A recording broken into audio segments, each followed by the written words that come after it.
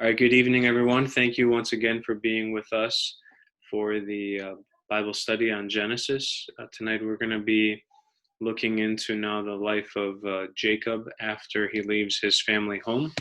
If you remember where we left off last week, we had just discussed the trickery of Rebekah and Jacob to steal the blessing, the final blessing of Isaac from Esau, and to have it transferred to Jacob. And Jacob dresses up as Esau, and he puts sheep's wool on his hands and on his neck, and his mother prepares delicious food for Isaac to eat, and he kind of passes himself off as Esau, and then he takes his blessing. So where we last left off, Esau was enraged. He was furious. He vowed revenge, and he was seeking to kill Jacob. So Jacob fled his home, and that's kind of where we pick up here in chapter 28. So if you have your Bibles with you, open up to chapter 28, and that's where we're going to start reading from tonight. So in chapter 28, we read, "Now Isaac called Jacob and blessed him and charged him, saying, 'You shall not take a wife from the daughters of Canaan. Arise, go to Mesopotamia, to the house of Bethuel your mother's father, and take yourself a wife from there of the daughters of Laban your mother's brother. May God bless you and increase and multiply you, that you may be an assembly of nations, and give you the blessing of Abraham to you and your seed with you, that you may inherit the land of your sojourning which God gave to Abraham.' So Isaac sent Jacob away, and he went to Mesopotamia to Laban, the son of Bethuel the Syrian, the brother of Rebekah, the mother of Jacob and Esau." So it's interesting here that as Jacob is leaving, Isaac gives him a very specific instruction, which is not to marry a Canaanite, not to marry a foreign woman, someone from outside of the tribe. So he listens. He goes and he begins to travel to the house of Laban, which is where his father sends him. It's interesting because Esau, if you remember from last time, had done the opposite. Esau had gone and married Canaanite wives, and it was a source of great distress to Isaac and Rebekah. So we see once again the distinction between Jacob and Esau, and of their character and of their kind of their personalities, and why maybe another reason why God chose for the blessing, chose for the covenant, the Abraham's covenant, to be passed down through Jacob and not through Esau. So as we move ahead, we're in verse 6. "Now Esau saw that Isaac had blessed Jacob and sent him away to Mesopotamia to take himself a wife from there. And as he blessed him, he gave him charge, saying, 'You shall not take a wife from the daughters of the Canaanites.'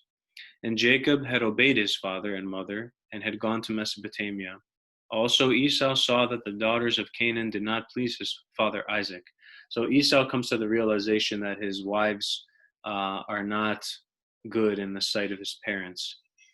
"So Esau went to Ishmael and took Mahalath, the daughter of Ishmael, Abraham's son, the sister of Nebajoth, to be his wife, in addition to the wives he has."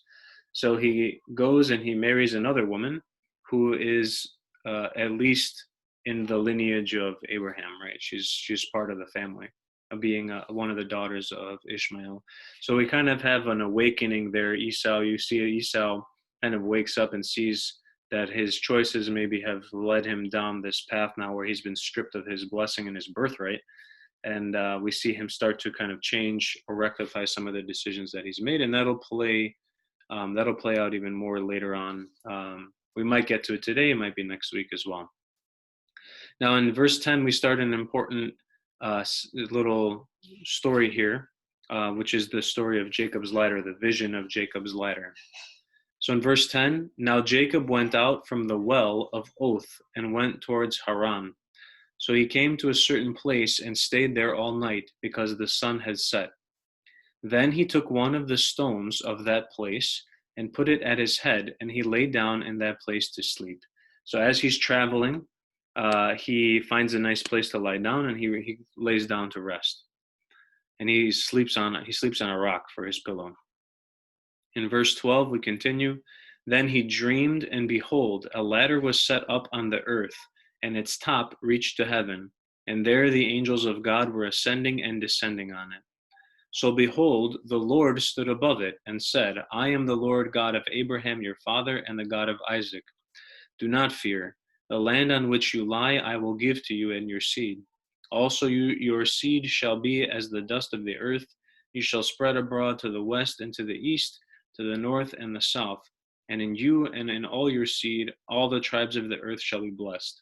Behold, I am with you and will keep you wherever you go, and will bring you back to this land, for I will not leave you until I have done what I have spoken to you.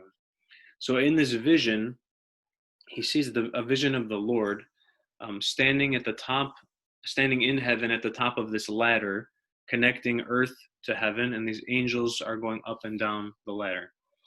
Now, it's important because in this vision, God again reaffirms the promises that he has made to Jacob's forefathers, to Abraham and to Isaac, and now he affirms it once again to Jacob.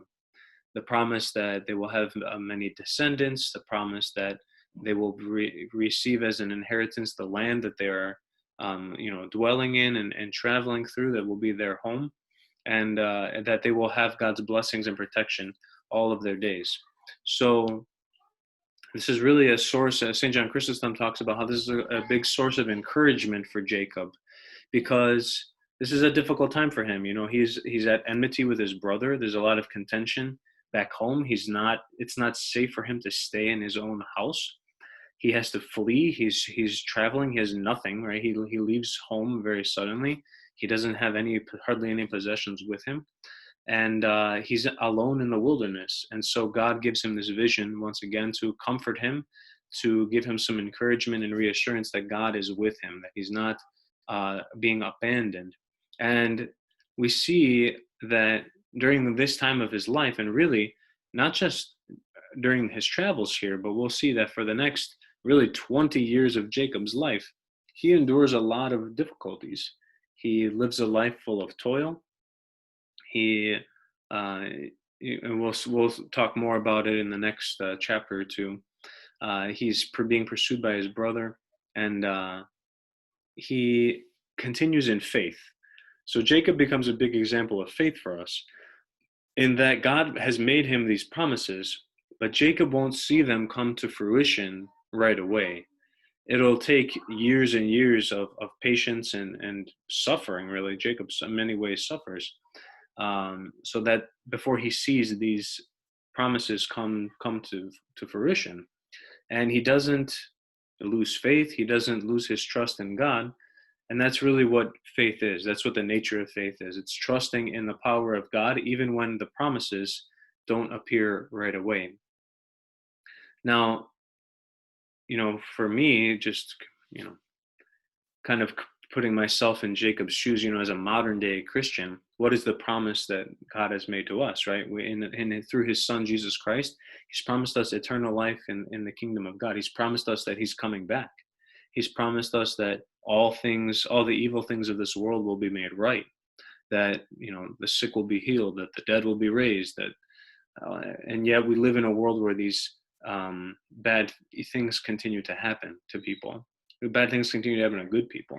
So we in this life go through the same kind of sojourning that Jacob is going through right now. Just like Jacob has to endure and be patient and struggle and suffer, even in many cases, with his faith, so too we have to wait for the fulfillment of the promises that God has offered to us. And that's why strengthening our faith, finding encouragement in the life of the church, in the life of the saints, in our prayer, in our spiritual practices, finding that, allowing our faith to grow is so important, because the promises that God has made to us, we won't experience them in this life. We're not a prosperity gospel church, right? Where if we have faith and we believe all these things, that we'll just live a happy life with lots of money and cars and houses and things like that. Our promises are really for the next life. So even after we die, right, we have to die in order to see the fulfillment of the promises that God has given to us. So Jacob's a really great example of faith for us, just like his forefather Abraham was, of that patient endurance, waiting for the promises to be fulfilled. So in verse 16, now after Jacob has this vision, Jacob awoke from his sleep and said, "The Lord is in this place, and I did not know it." So he was afraid and said, "How awesome is this place! This is none other than the house of God, and this is the gate of heaven." Now Jacob rose early in the morning and took the stone he put at his head, set it up as a pillar, and poured oil on top of it. Thus Jacob called the name of that place Bethel, but the name of that city was Luz previously. And Bethel means the house of God. That's what that means. So in other words, this is the dwelling place of God. So he sets up his pillow, his rock pillow that he was using. He sets it up as a pillar, and he anoints it with oil to sanctify it. And he calls the place the house of God. Then Jacob made a vow, saying, "If the Lord God will be with me and keep me in this way I am going, and give me bread to eat and clothing to put on, and bring me back in safety to my father's house, then the Lord shall be my God. And this stone I set as a pillar shall be God's house to me. And of all you gave me, I will surely give a tithe to you." Now, what's really cool about this prayer that Jacob, this oath, vow that Jacob makes, is that he doesn't ask for anything fancy, right? What does he ask for? He asks for safety, safe travel. He asks for food, and he asks for clothing. He just asks for the basic necessities. So even in his prayer here, even though he comes from this kind of esteemed lineage of Abraham and Isaac, his prayer is very simple, is very humble. He just asks for the basic things that he needs to live. So that's another, for me, a little pretty cool thing to point out there. One more note going back to Jacob's ladder. Sorry, my notes are a little out of order here. Going back to Jacob's ladder. So the vision of the ladder going from earth to heaven is actually kind of imagery that we use actually to talk about the Panagia. So there's a connection there between the vision of Jacob and the Panagia. Now, how does that work? So in the vision, there's a ladder, right, going from earth to heaven. And it connects the two spaces. It connects heaven and earth. And the angels are going up and down on that ladder. Well, in the Gospels, Panagia is the one who, through her conception, through the incarnation of Christ in her womb, she's the one that connects heaven and earth by bringing Christ, to us, bringing Christ down to us, allowing, through her obedience and her acceptance of the will of God, she allows Christ to be born of her. So she brings Christ down to earth, and through him, we ascend into heaven. And so we have this vision of Panagia herself as a ladder, as someone who takes us through Christ, obviously, but through her prayers as well, and through her participation in the divine story of salvation, she also brings us from earth up into heaven. So that's another interesting imagery that we connect to Jacob's ladder, is the Panagia herself. And if you think about the way our churches are set up, like when we walk into church, we're on the ground level, so like kind of representing earth. Christ up in the dome, of course, right, represents the heavenly realm. And then in between those two spaces, you have the icon of Panagia behind the altar, the platitera. And that she was placed there, for a reason, to be that, again, that bridge, that ladder between heaven and earth. And so even in our churches and the way we set our churches up in our iconography and architecture, we see Panagia kind of as the meeting point between heaven and earth. So I just wanted to include that little note there, so that when you either read the story of Jacob's ladder or see Panagia, we understand her to be this, connecting point, this point of contact between the two realms, the earthly and the heavenly. So, having now had his divine vision and making this vow to God, Jacob continues on his way. So we're in chapter 29 now, verse 1. Now Jacob went on his journey and came to the land of the east, to Laban. Now remember, Laban is the brother of Rebekah, his mother. And that's she's going back to the house where Rebecca, his mother, came from, where Isaac found her. Well, where Isaac's servant found her, Abraham's servant found her for him. So he looked and saw a well in the field, and behold, there were 3 flocks of sheep lying by it, for out of that well they watered the flocks, and a large stone was on the well's mouth. Now all the flocks would be gathered there, and they would roll the stone from the well's mouth, water the sheep, and put the stone back in its place on the well's mouth.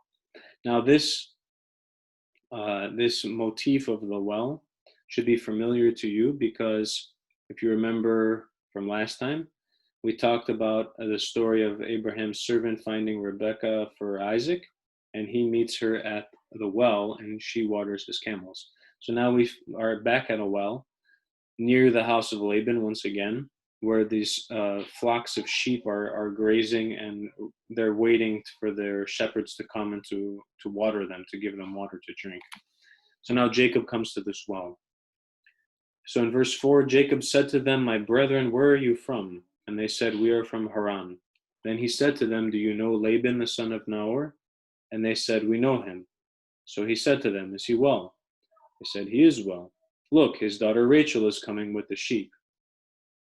So now a female shepherd, the daughter of Laban, whose name is Rachel, is coming to also bring her sheep, the sheep of her father Laban, to the well. Then he said, "It is still high day. It is not time for the cattle to be gathered together. Water the sheep and go and feed them." But they said, "We cannot until all the shepherds are gathered together, and they have rolled the stone from the well's mouth. Then we will water the sheep." Now while he was still speaking with them, Rachel came with her father's sheep, for she was a shepherdess. And it came to pass, when Jacob saw Rachel, the daughter of Laban, his mother's brother, and the sheep of Laban, his mother's brother, Jacob went near and rolled the stone from the well's mouth and watered the flock of Laban, his mother's brother. So we have kind of the opposite of what happened the first time, right? The first time Abraham's servant comes to the well and Rebecca waters the camels. This time Jacob comes to the well and he waters the flocks of Laban's sheep, and it kind of will represent how their relationship between Laban and Jacob is going to go as they move forward. So in verse 11, then Jacob kissed Rachel and lifted up his voice and wept. So Jacob told Rachel he was her father's relative and Rebekah's son. And she ran and told her father these words. Then it came to pass, when Laban heard the report about Jacob, his sister's son, that he ran to meet him and embraced him and kissed him and brought him to his house. So he told Laban all these things. Now Laban said to him, "Surely you are my bone and my flesh." And he stayed with him for a month. So Jacob has this kind of extraordinary reaction to finding Rachel. Now, for me, I read that, and my first impression is that he's just thrilled to be able to find a family member, to find someone that he is connected to, because now he's not alone, right? He's been wandering through the wilderness by himself, away from his own family, and he kind of has found the people that his father has sent him to. His journey is coming to an end, so he's very happy. We'll also see that Jacob loves Rachel, that he's totally head over heels for her, and so he's very excited to meet her, and he will, as we'll see in this upcoming the rest of the chapter, that he wants to become her husband. Now in verse 15, Laban said to Jacob, "Because you are my brother, should you therefore serve me for nothing? Tell me, what should your wages be?" So they're talking business, right? So now Jacob is living with Laban. He's working in his fields, and he says, "Well, you can't work for free.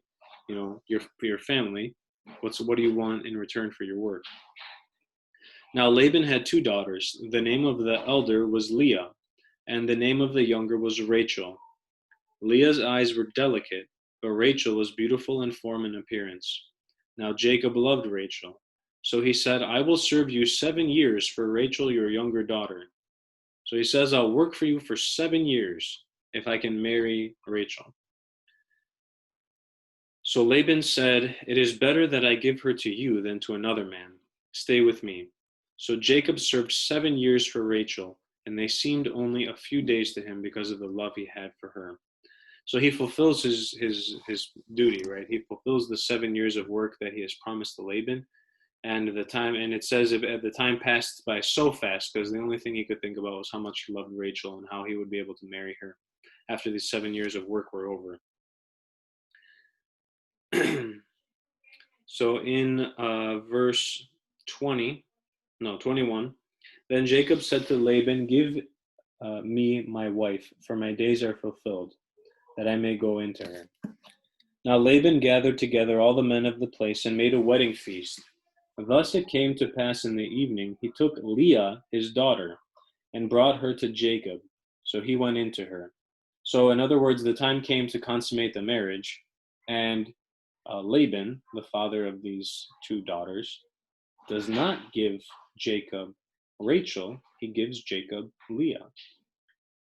And he consummates his marriage with the other sister, not the one that he was expecting.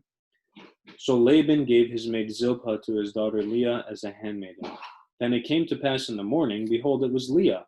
And he said to Laban, "What is this you have done to me? Was it not for Rachel that I served you? Why then have you deceived me?" Laban replied, "It must not be done so in our country, to give the younger before the firstborn. Fulfill her week, and I will give you this one also for the service you will render me still another 7 years." So, the first thing that I think should be addressed is how does Jacob get duped, right? How does this happen? So one of the podcasts I was listening to about this passage was saying that in that time on the wedding day, the bride would have been very heavily veiled. She would have been, totally covered up until the time of the husband and wife then going to their tent to consummate their marriage. And so, he wouldn't really have seen her until the next morning. That's one of the theories. There's also in the wedding ceremony, during the feast and all those things, the husband and wife would not have spoken any words. There's no, even in our own church, right? There's no vows that are exchanged or anything like that. And of course, the bride is not so heavily veiled that the husband can't recognize his own future wife. But he gets tricked because of this. Laban, I'm sure he covered up Leah enough where he could pass her off as Rachel, and so he wakes up in the morning and he's with the other sister. So Laban says, "Wait a week and you can marry Rachel, but you're going to give me another 7 years of work." And so we see here, remember, Jacob is a trickster here. Right? He tricks his brother Esau out of his inheritance, out of his birthright. So now here, the trickster gets tricked. He gets tricked he gets tricked into another 7 years of work. So he has to work in order to be married, the husband of Rachel, he has to work 14 years for his father-in-law, Laban. That's pretty rough. But he loves Rachel, so he does it. So it also shows how deep his love for Rachel is, and that he will endure all these things in order to be with her. So in verse 28, we read, "Then Jacob did so and fulfilled her week. So he gave him his daughter Rachel as wife also. Laban also gave his handmaiden Bilhah to his daughter Rachel as a handmaiden." So now each of the wives of Jacob, Leah and Rachel, have also handmaidens that are with them, and that will become important in the next section.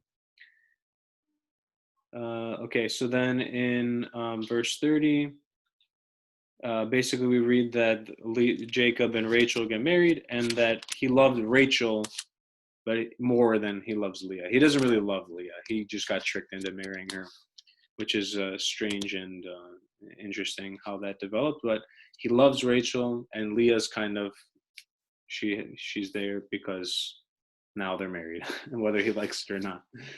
Now, in verse 31, we see how the family drama is going to play out. Because, as you can imagine, wasn't one husband married to two sisters, there's going to be definitely some rivalry going on. So in verse 31, we read, "But when the Lord saw Leah was hated, he opened her womb, but Rachel was barren." So God kind of evens the playing field between Jacob's two wives. So Jacob loves Rachel, but Leah is the one that's giving him children. Rachel is not at this point she's not able to bear children for Jacob. So Leah conceived and bore Jacob a son and called his name Reuben, for she said, "The Lord has surely looked on my humiliation. Now therefore my husband will love me." Then she conceived again and bore Jacob a second son, and said, "Because the Lord heard I was hated, he has therefore given me this son also."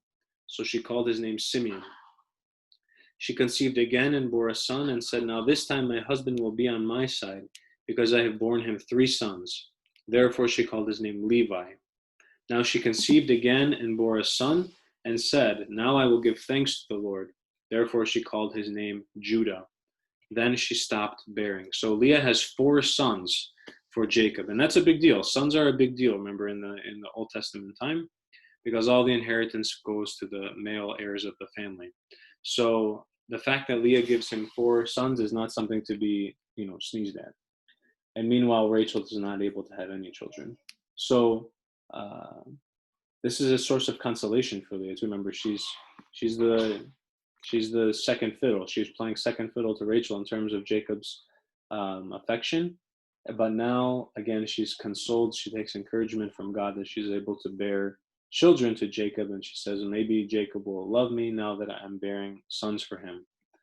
So in chapter 30, we now read about the other side of the family and what's going on with Rachel. Now, when Rachel saw that she bore Jacob no children, Rachel envied her sister and said to Jacob, "Give me children, or else I die."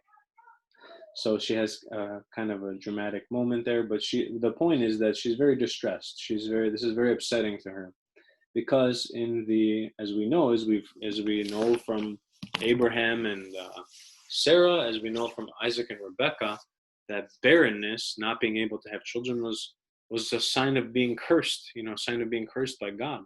And it was really a loss of status within your family. The value of the women of the family, again, not saying a good or bad, obviously we've come a long way since then, but at that time, the value of the women in the family was to have children, to be able to bear heirs and to be able to provide children for the family. So if she wasn't having any children, then, what was she good for? I'm not saying that's not what I think, but that's at the time, that's what they were. What does she have to say for herself? What does she have to be proud of? Nothing. She hasn't produced anything. So this obviously is a source of big anxiety to Rachel, that she has not had any children, and she says, "Give me children, or else I will die."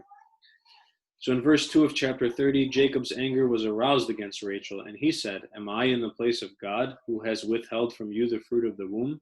So that's interesting too, because Jacob understands that the gifts of childbearing, the gift of children, comes from God. That it's really God's decision at the end whether a couple has a child or not. And so he really says, what do you want me to do about it? Am I God to give us children or not? And so now Rachel will do the same thing that Sarah did with Abraham, and she will offer to Jacob as a concubine her handmaiden. So she says here in verse 3, here she replied to Jacob, "Here is my maid Bilhah. Go into her, and she will bear on my knees, that I also may have children by her." Because remember, anything that the servant had belonged to the master. So if the servant had children, then that child belonged to the master as well. So then she then gave him Bilhah, her maid, as wife, and Jacob went into her. Thus Bilhah, Rachel's handmaiden, conceived and bore Jacob a son. Then Rachel said, "God has judged me, and he has heard my voice and given me a son." Therefore she called his name Dan. Now Rachel's handmaiden Bilhah conceived again and bore Jacob a second son. Then Rachel said, "God has helped me, and I have wrestled with my sister, and indeed I have prevailed." So she called his name Naphtali. So we have kind of an arms race going on here. A baby race. Who's going to have the most children, Leah or Rachel? So Leah started out strong. She had 4 sons right out of the gate. Now Rachel, through her handmaid, not herself, has 2 sons for Jacob. And so now Jacob has 6 sons through his 2 wives and 1 concubine, which again, always makes me a little bit uncomfortable, but it was a different time back then, different standards of morality and living. Obviously, personally, I'm very glad that we don't practice polygamy anymore. So now in chapter 9, we see now that Leah is going to respond as well. Now, when Leah saw she had stopped bearing, she took Zilpah, her handmaiden, and gave her to Jacob as wife. So again, they're competing with each other. They're trying to see who's going to provide more children for Jacob. So Jacob went into her, and Zilpah, Leah's handmaiden, conceived and bore Jacob a son. Then Leah said, "Good fortune." Thus she called his name Gad.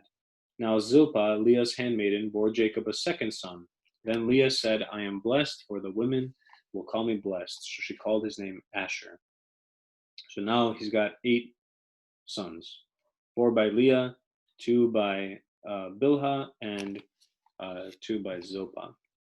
Now Reuben went in the days of wheat harvest and found.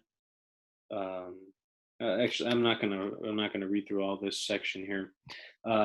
There's an agreement made between Leah and Rachel about who is going to spend the night with Jacob. Again, because it's a competition, they want to see who's going to win the day. So in the end, Jacob conceives another son with Leah. In verse 17, God listened to Leah. She conceived and bore Jacob a 5th son. Then Leah said, "God has given me my wages because I have given my handmaiden to my husband." So she called his name Issachar. Now Leah conceived again and bore Jacob a 6th son. Then Leah said, "God has endowed me with a good endowment. Now my husband will choose me because I have borne him 6 sons." So she called his name Zebulun. Afterward she bore a daughter and called her name Dinah. So now he's got 10 sons. So Jacob now has 10 sons through his 2 wives and their handmaidens. Then God remembered Rachel, and God listened to her and opened her womb. So finally, after all this time, Rachel is able to have children. Jacob already has 10 sons, but she conceives. Thus she conceived and bore a son and said, "God has taken away my reproach." So she called his name Joseph. And she said, "The Lord shall add another son to me." So Joseph should ring a bell. If you're familiar with the story of Joseph and the Many-Colored Dreamcoat, or the Technicolor Dreamcoat as the musical is called, this is the Joseph that we're talking about. So Jacob now has 11 sons, and Joseph really is the one that will be spotlighted later on in Genesis as well. Now it came to pass when Rachel had borne Joseph that Jacob said to Laban, "Send me away, that I may go to my own place and to my country. Give me my wives and my children, for whom I have served you, and let me go, for you know the service I rendered you." Then Laban said to him, "If I could find grace in your eyes, I would seek for it divinely, for God has blessed me by your coming." So he said, "Name me your wages, and I will give it." Jacob replied, "You know how I have served you, and how numerous your cattle became with me. For what you had before I came was little, and it has increased to a great amount. The Lord has blessed you since my coming. Now, therefore, when shall I also establish my own house?" So Jacob now he's seeking to go back home, right? His father told him to go and find a wife from the house of Laban, and then to return to the place that God had promised their family. So now Jacob wants to come back, but Laban doesn't want to let him go because Jacob is doing a good job in his work, and Laban's property is increasing greatly. And so they come to this agreement. We're not going to, I'm not going to read line for line this agreement that they come to have, but basically Laban is going to keep all of the spotted and speckled and dark colored sheep, and those will be his sheep, and the white colored sheep will belong to, the pure white colored sheep will belong to Jacob.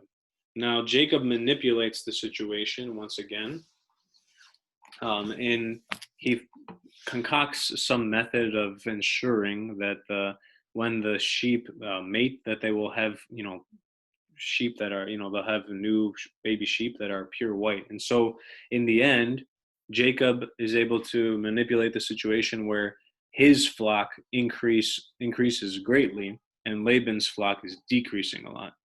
So we see kind of Jacob's tricky nature again come out, where he's able to outsmart Laban in this situation. and he's able to really get the better of him. So that brings us to the end of chapter 30.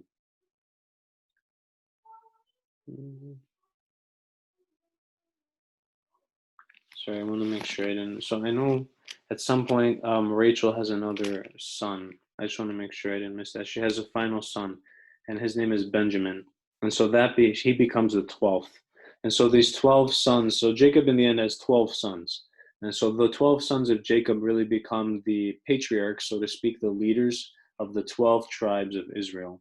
And so throughout the Old Testament, they will refer to these different tribes, these different families of Israel, by the names of these children of Jacob.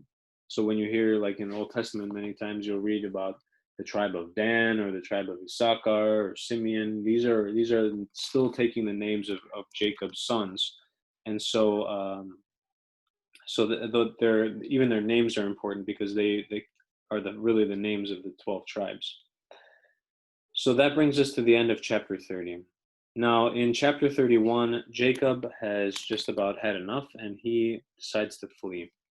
He leaves Laban's family, and he gathers his wives and his children and all his flocks and his property, and he takes off. And really, it says here in verse 3, the Lord said to Jacob, return to your father's land and to your family, and I will be with you. So God blesses his leaving Laban behind. And so Jacob prepares his family, and they begin on the road to going back to the place where of the promise. So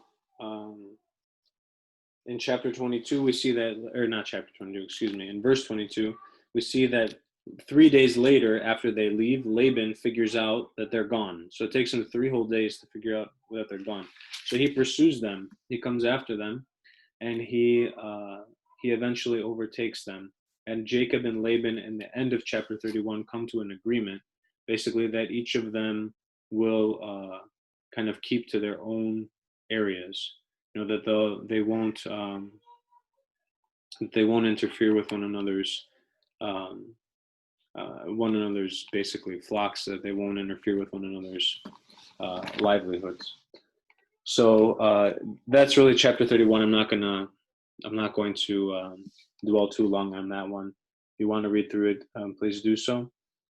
Really, the important thing is that Jacob now has left Laban's house and has gone to establish his own house in the land that God has promised him. So in chapter 32, the beginning of chapter 32, we see Laban returning to his home. So now they're separated finally. And in verse 2, Jacob went on his way and saw the hosts of God encamped. So he actually has this vision of angels. When Jacob saw them, he said, this is God's encampment. And he called that name of the place encampment. So Jacob has another vision of angels there as he's traveling. Then Jacob sent messengers before him to Esau, his brother, in the land of Seir, the country of Edom. So the last time we saw these two together, Esau was ready to kill Jacob. About 20 years have passed. And so Jacob kind of extends an olive branch to see, to reach out to him and to make a connection, to be reconciled. And so in verse 5, he commanded them, saying, speak thus to my lord Esau. Thus your servant Jacob says, I sojourned with Laban and stayed there until now. I have oxen, donkeys, sheep, and male and female servants, and I have sent to tell my Lord that I may find grace in your sight. So there he's reaching out to make that reconciliation happen. Then the messengers returned to Jacob, saying, we came to your brother Esau, and he also is coming to meet you, and 400 men with him. So Jacob hears this, and he freaks out, and he actually splits up his family into 2 camps. And he says, well, if Esau brings his men to attack us, at least one of the camps can escape, and the other one will have to, endure the attack of Esau and his men. Now, in verse 9, Jacob offers a prayer to God. He says, O God of my father Abraham and God of my father Isaac, the Lord who said to me, return to the land of your nativity, and I will deal well with you. Let me be satisfied with all the righteousness and all the truth you have shown your servant. For I crossed over this Jordan with my staff, and I now have become 2 companies. Deliver me from the hand of my brother Esau, for I am afraid of him, lest he come and attack me, and the mother with the children. For you said, I will surely treat you well, and make your seed as the sand of the sea, which cannot be numbered for multitude. So in this prayer, Jacob reminds God of the promises that he's made to him, that he'll be with him and protect him and give him, safe travel. So throughout this time when he's going to be meeting Esau. So now Jacob is preparing, he's making preparations to meet Esau. And what he does actually is that he prepares gifts. He prepares a lot of gifts: 200 female goats, 20 male goats, sheep, rams, camels, cows, bulls, donkeys, foals. He prepares all these things and gives them to his servants, so that when Esau approaches, they will give the gifts to Esau, and Jacob will be the last person to be kind of presented. So in other words, he wants to soften the blow, right? So if his brother's still angry at him, he'll present these gifts in waves, one at a time, so that Esau will kind of be softened up by the time he gets to Jacob. So that's I'm not going to read through his plan there. That's verses 13 through 21. I won't go into detail there, but in verse 22 we get to another really interesting and really important passage. So let's see now again. So he's getting ready to meet Esau, and then we have this really odd but really beautiful event in the life of Jacob. So in verse 22 we read, he arose that night and took his 2 wives, his 2 maidservants, and his 11 sons, and crossed over the ford of Jabbok. So Rachel has not born Benjamin at this point. So he only has 11 sons. He took them and crossed over the brook and sent over what he had. Then Jacob was left alone. So he sends everybody across and he stays behind. So he's all by himself. And a man wrestled with him until the breaking of the day, which has to be one of the most random sentences in the whole Bible, right? Jacob's getting ready to meet Esau, and then all of a sudden there's a man that appears, and they just wrestle throughout the night. They're just wrestling with one another. Then he said, meaning the man, let me go, for the day breaks. But he said, meaning Jacob, I will not let you go unless you bless me. So Jacob refuses to disengage in the fight, and he says, unless you bless me, I'm not going to let you go. So he said to him, what is your name? He said, Jacob. Oh, sorry, I missed the most important part. Forgive me. I'm going to reread that section. So Jacob was left alone, and a man wrestled with him until the breaking of the day. Now when he saw he did not prevail against him, meaning the man, he touched the socket of his hip, and the socket of Jacob's hip was dislocated as he wrestled with him. So finally this man dislocates Jacob's hip.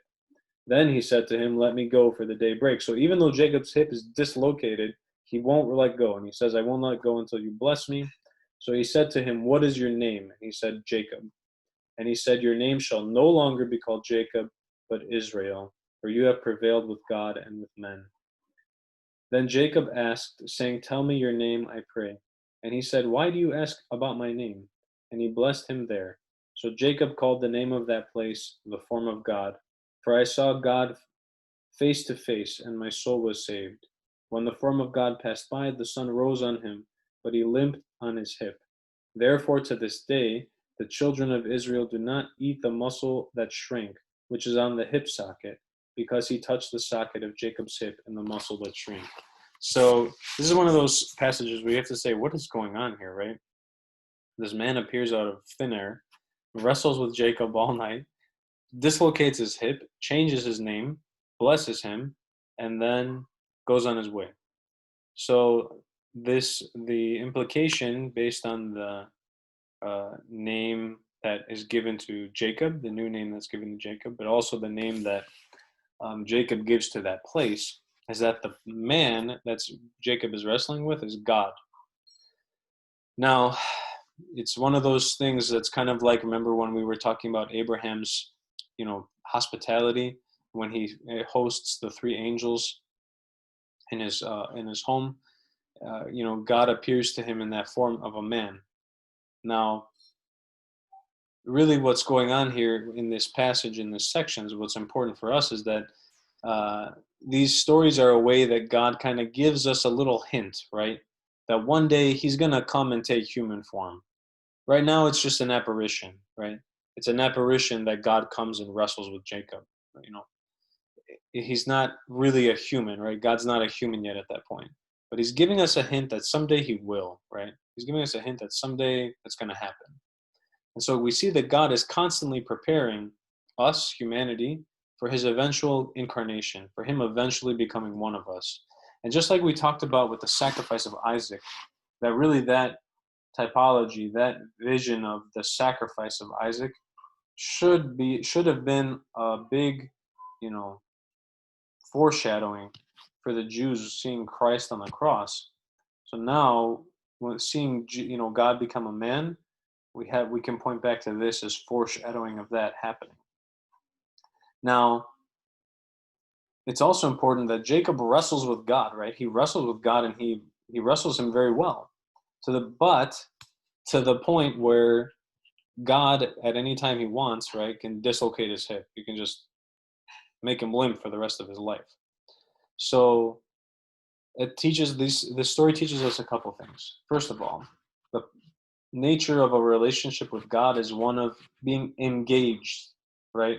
It's one of being wrestling. Our faith is something that we have to wrestle at times.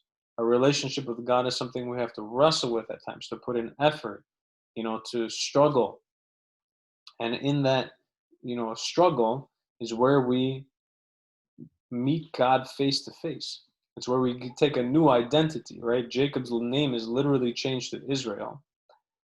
So that engagement, that struggle, that wrestling with God changes us. It transforms us, right? Jacob doesn't leave the same. He has a new name and he has a new limp. He limps for the rest of his life. But even though he's limping, he has seen God face to face, which is it's a blessing he can't even understand, right? That he's able to do that. God also engages with us too. It's not that God wants us to keep us at an arm's length. He doesn't stiff arm us.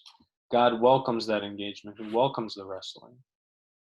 Now, he's powerful, right? He can dislocate our hip at any time, but he wants us to come and be with him, even if at times we wrestle, right?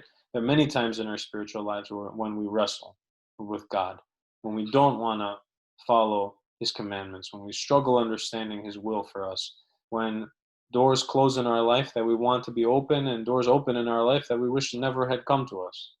Those are times of wrestling. So this story teaches us that we shouldn't be afraid of the fight, of the wrestle, right? We shouldn't be afraid of the wrestling match with God. That is actually in that wrestling match, in our struggle with God, in our doubts, in our, in our unwillingness to follow God's will, that God is able to even, touch us that little bit and put us the way that we're supposed to be. In the end, Jacob walking with a limp the rest of his life is the way that he was supposed to be. That was for his salvation ultimately. And that's why he receives that new name, Israel, which becomes the identity of the whole people of Israel, right? The whole nation of Israel, their identity is wrestling with God. And we'll see that the whole Old Testament is them wrestling with God. And usually they really take it to the extreme from time to time. So this is a passage that it's easy to gloss over, but there's really a lot there for us, right? It's really a vision of the spiritual life, this wrestling with God, being engaged and struggling and working through our issues with God, because a lot of times we have issues with God, because his will takes us down paths that maybe we don't want to go, or we struggle following his commandments, or we struggle, deepening our faith, or we struggle deepening our spiritual askesis, our spiritual practices. So this is a beautiful vision of the spiritual life, that we shouldn't be afraid of these things, that we should engage them head on, and that God welcomes that. And he wants that. And he wants to make us right, even if that means breaking us a little bit, so that we can be set the right way that we want to. So that brings us to the end of chapter 32. Now, we'll stop there for the day. I know we've already been going for 50 minutes, so I don't want to take you guys too much longer. um, before we go forward in Genesis. So we'll stop today with chapter 32. Are there any questions or concerns from today's session that you would like me to address? Just feel free to unmute yourself, and then I'd be happy to answer any questions that you guys might have.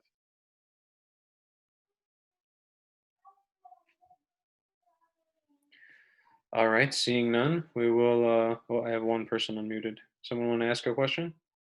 Not a question, just a very thank you. Very big thank you. Glory be to God. Glory be to God. Keep us in your prayers. Keep us in your prayers so we can continue in the work. So, all right. Have a good night, everyone. Thank you for being on the call again. And we'll continue Thursday with Faith 101. And actually, it's going to be our final session on the Divine Liturgy. So make sure you tune in. And of course, the sessions will be recorded and shared on YouTube as well. So thank you again. Have a beautiful night, and God bless you all and your families.